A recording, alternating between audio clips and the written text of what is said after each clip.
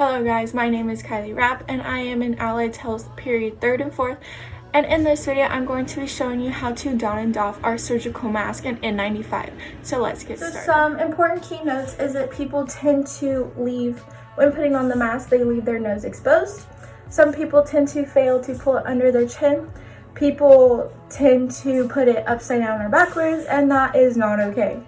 So when putting on a mask, you're going to start with step 1, which is washing it.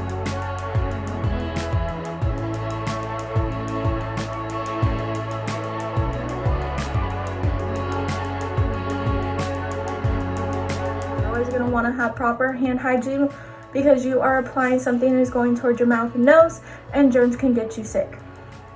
You're going to take these loops and you're going to fold it over each ear like this.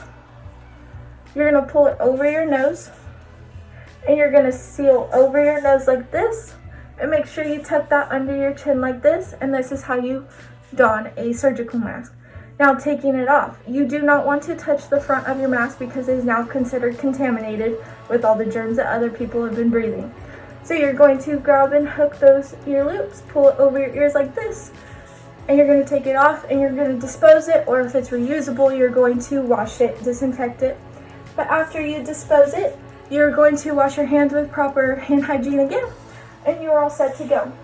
Something to know though, when people place it backwards or upside down, these ear loops right here, they will always be attached at the front, as you can see kind of right here.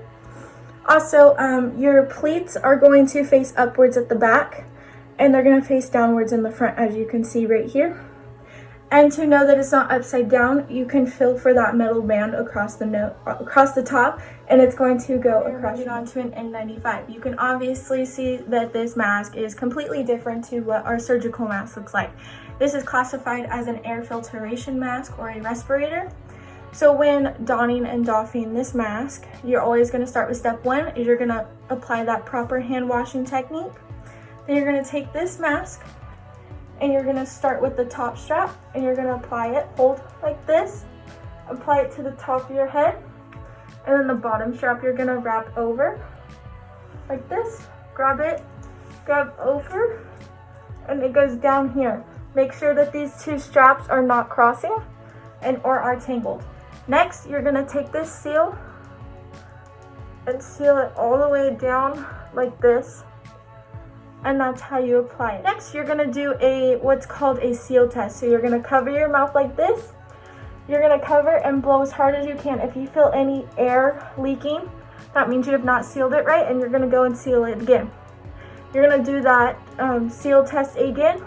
If it fails, it may be the mask. Now, doffing this mask, this is now contaminated.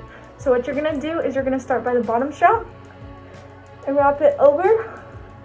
Then you're going to start from the top strap, take it off like this, and you're going to throw it away. Or if it's a reusable one, you are going to disinfect it. But after removing all masks, you are going to wash your hands with proper hand hygiene. We have our face shield. A lot of hospitals are now using this because of COVID. And here's an example of how to put it on and off, or don and doffing. So you're going to place it on your forehead, just right above your eyebrows, and you're going to strap it to the back of your head. Your mask is going to go under, so you're going to apply that first. Make sure you wash your hands as your very first step. And this is to give you that more protection against other people who are sick or other people that are close to you and breathing on you.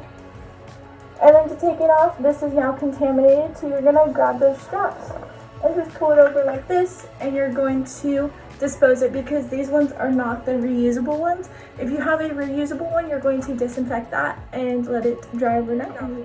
We have these two masks side by side. As you can see, this is our normal surgical mask, and you can see this is an N95, which is considered a level 4 mask. This mask comes in 3 levels. We have a level 1, level 2, and level 3.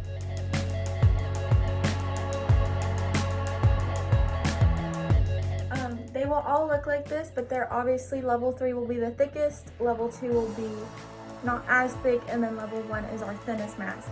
So level 1, you're going to get low fluid resistance. Level 2, we're going to get moderate fluid resistance, and level 3, we're obviously going to get a high fluid resistance.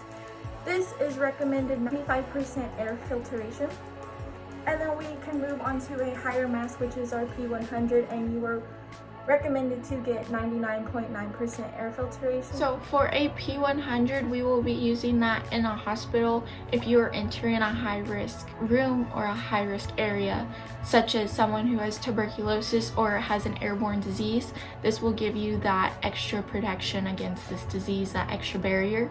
You will also use an N95 when entering a high-risk area. That is the common mask that we will enter a room with a patient who is diagnosed with tuberculosis. But if we don't have an N95 available, they will use a P100, and they will also use a P100 in case the person has a unknown chemical on them that is harmful to our lungs.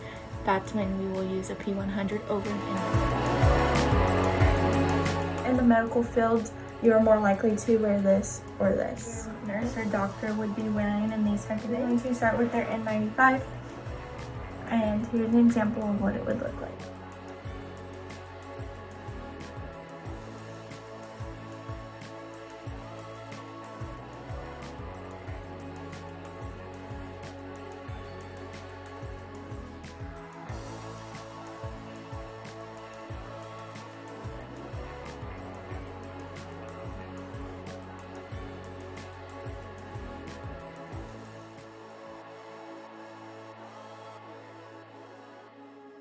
Wash our hands and you are good to go.